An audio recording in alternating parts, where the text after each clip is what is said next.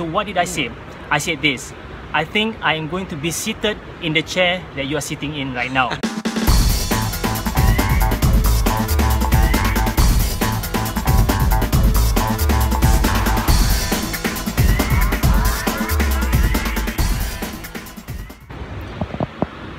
Hi, this is Hazriq Idrus and welcome back to the Creative Fridays vlog series.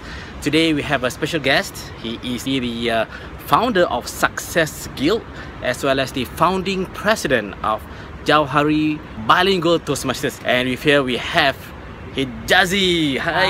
Hi everyone. Hi. Hijazi, thank you for coming to this Creative Friday. Thank you for having me. Thank you. Alright, so probably as you know, this program we want to talk about creativity. We want to debunk the myth that creativity is meant for the arts. It's beyond that actually. So if you could share with us, the audience here, what is creativity to you?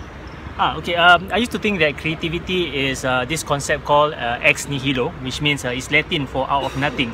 That was what I thought initially, but then as I grew up I realized that creativity is more about the law of synchronization and more on law of synergy. So to me, the ability to pick up a lot of ideas and combine it into one solid idea that you can call yours, that is what I would call creativity in today's context. Alright, maybe you could help us spell what does that, how to spell that word, the Latin word. Okay, ex nihilo is exnihilo. So this is a Latin verse that was used during the ancient times to describe about how God used to create a lot of things out of nothing. So people tend to think about creativity as your ability to just conjure up something out of nothing, but it's not true actually. It's more of how you can synchronize a lot of things or ideas and make it something that's effective and productive for you.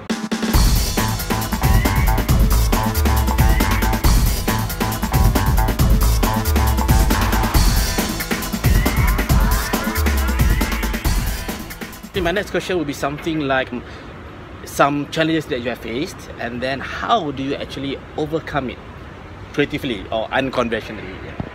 Okay, I do not know whether this will be a creative example, but one solid example I used to share with a lot of my program students is that there was this particular time when I was searching for a job, and it was going to be my first job, and we had this group interview conducted by the CEO of this MNC. So he asked all the candidates a very pertinent question, and that is, where do you see yourself in 5 years' time?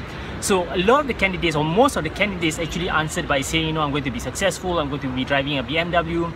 But the reason why I got the job eventually was because I think, and this was the reason why the CEO gave me that job, was because he said that I answered his question creatively. So what did I say? I said this: I think I am going to be seated in the chair that you are sitting in right now. I see, because I associated the chair that he was sitting on with his pose and his poise, and I associated that with confidence and power. So just combining these elements together, I just came out with a creative answer by saying that I'm going to take his position.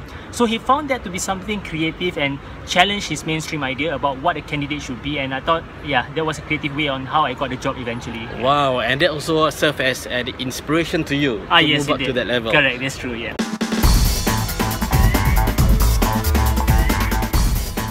Before we end the session, probably we have one last question to you, but I divide this into two. First, if you could share with the audience, how can one be creative? What would be the tip that you offer? That's first. And secondly, as a leader, how or what the person needs to do to cultivate creativity in the organization? I think one of the more pertinent things that you have to realize in order to generate ideas or be more creative is the fact that you have to understand that there is not one original idea. You cannot claim to have one original idea. In fact, research has shown that most of the time, if you have one idea, that particular idea is also being thought of by a million other people in other regions. And this is a fact. It's a research that has been done by Yale University.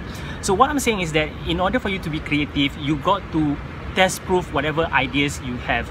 If it's a bad idea, go ahead, just do. If you have 10 ideas, put to test those 10 ideas, then it will filter out to be one good idea, and that will probably be a good bait for you to be creative. Yeah, so if you want to be more creative, you have to have a lot of bad ideas.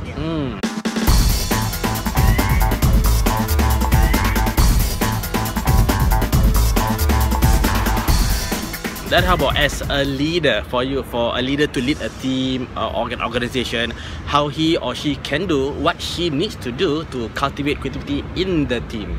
I think the most important thing a leader can do to cultivate that process of creativity is to allow your employees or your partners the facilities or the platform to express themselves and to create mistakes. And when you create mistakes, it is not your job to criticize those mistakes, but to let them empower themselves through that mistakes. So let them do mistakes. Yes, that is the most crucial thing. In fact, in these days, if you don't allow people to make mistakes, you are already making a mistake. That's why I think, That's a wonderful word. All right.